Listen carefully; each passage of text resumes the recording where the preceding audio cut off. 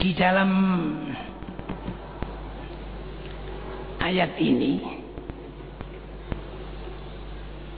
di dalam tafsir yang saya baca ini, namanya At-Tafsirul Wadih Al-Muyassar, tafsir yang jelas dan dimudahkan, yang disusun oleh Khatimul Kitab wa Sunnah Syekh Muhammad Ali As-Sududi, yaitu seorang ustadz atau seorang dosen di Jami'ah Ummul Qura, di Universitas Ummul Qura di Mekah.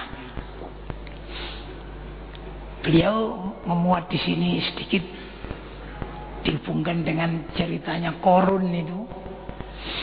Ruya an Ibni Abbas annahu qala, dikatakan, diriwayatkan dari sahabat Ibnu Abbas annahu qala, bahwa sahabat Ibnu Abbas berkata, kana Qarun ibnu ammi Musa, dan Qarun itu adalah putra paman Nabi Musa, jadi misanan Nabi Musa.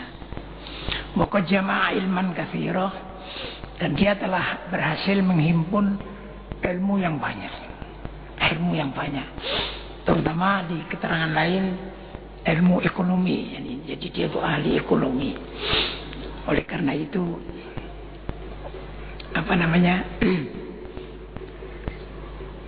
kekayaannya luar biasa. Ya, pada waktu itu tidak ada orang yang sekaya dia. Akan tapi dia itu aduwullah, yaitu musuh Allah. Cuma nafaqah, yang nifak, pura-pura masuk Islam. Kalau waktu melarat dulu, dia itu malah dia diterangkan tuh apal kitab Taurat ini. Luar biasa waktu melarat, ya. Nah, kemudian karena diberi ilmu sampai dia bisa kaya, betul luar biasa. Yang kekayaannya itu dimasukkan dalam gudang-gudang yang banyak, yang kuncinya gudang-gudang itu diangkat oleh 10 orang yang kuat-kuat itu tidak kuat. Kuncinya saja itu. Bagaimana isinya? Ya, luar biasa. Lalu setelah kaya dia menyimpang dan hasud, dengki ya pada Nabi Musa. Hatta baghiya ala Musa wa hasadahu. Faqala lahu Musa, lantas Nabi Musa berkata kepadanya, "Innallaha amarani an akhudha zakat minkum." Sesungguhnya Allah, kata Nabi Musa, memerintahkan kepada saya agar saya mengambil zakat dari kamu. Fa'aba, dia menolak. Dia hitung-hitung jumlahnya, wah, kalau saya membayar zakat ini kan apa?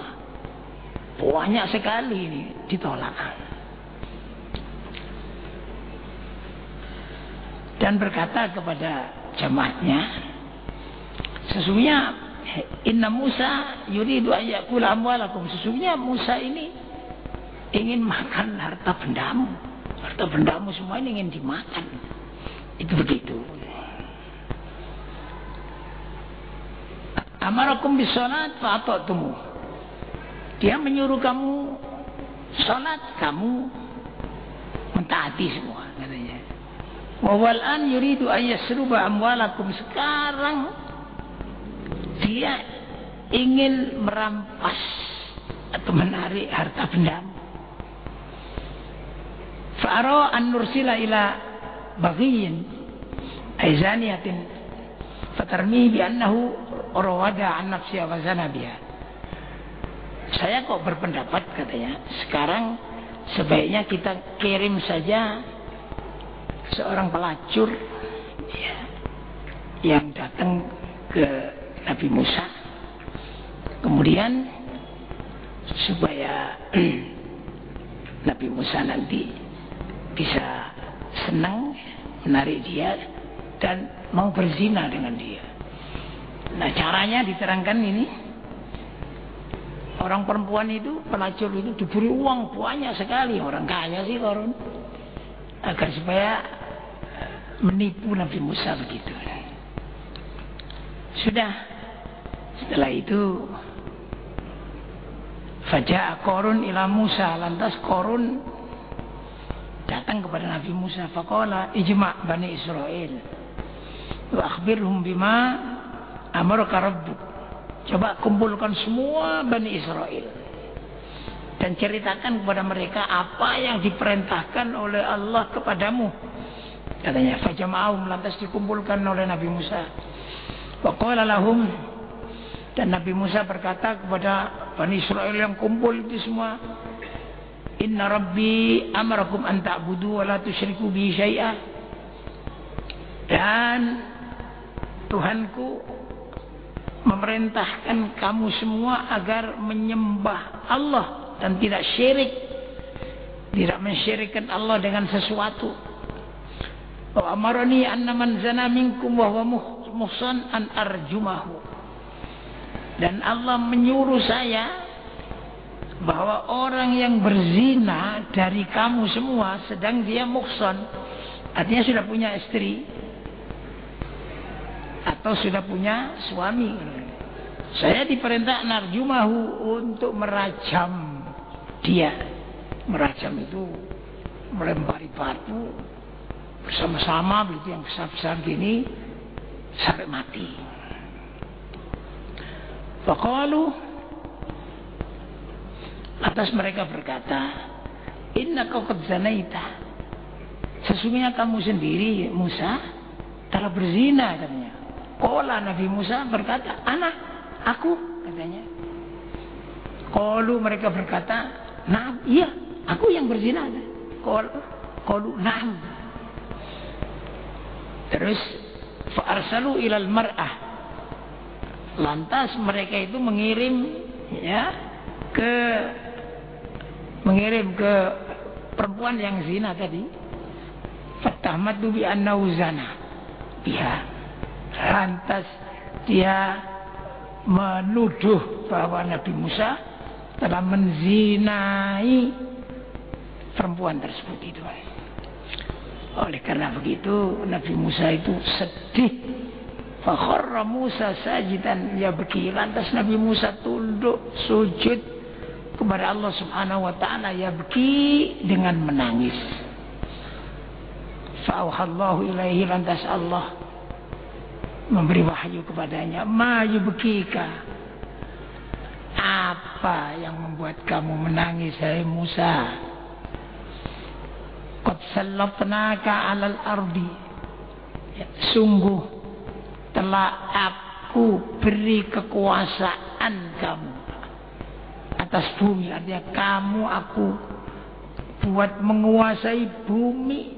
Pemurha tuti'uka, maka perintahlah bumi itu. Kamu perintah apa saja, tuti'uka, bumi itu adalah taat kepadamu. Begitu.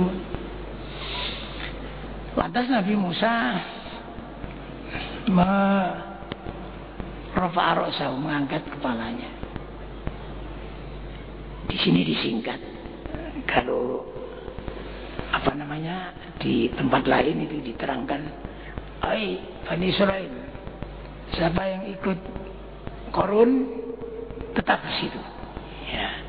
Siapa yang ikut saya kepingin selamat, keluar, tinggalkan. Ayo ke sana. Udah, lantas buminya itu diperintah. Katanya, ya ardu khudhihi, wahai bumi, hukumlah mereka. Lantas mereka ditanam, dibenam, ya, dibenam di dalam bumi itu. Adapun caranya Allah membenam itu, bumi itu ambles, ya, apa ambles itu?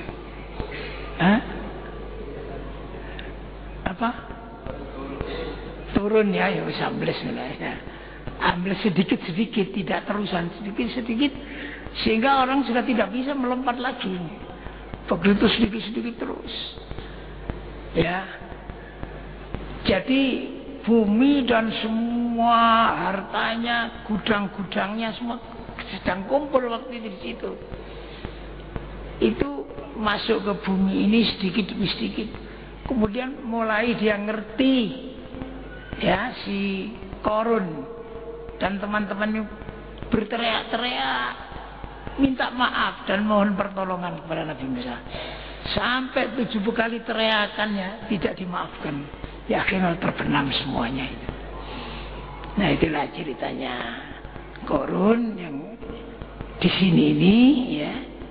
Dan ini disingkat di dalam Al-Quran dengan firman Allah, fakhosafna bihi wa bidarihil ardo.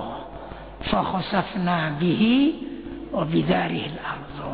Maka kami benamlah Qarun itu dan rumahnya. Kami benam di dalam bumi. Ya begitu.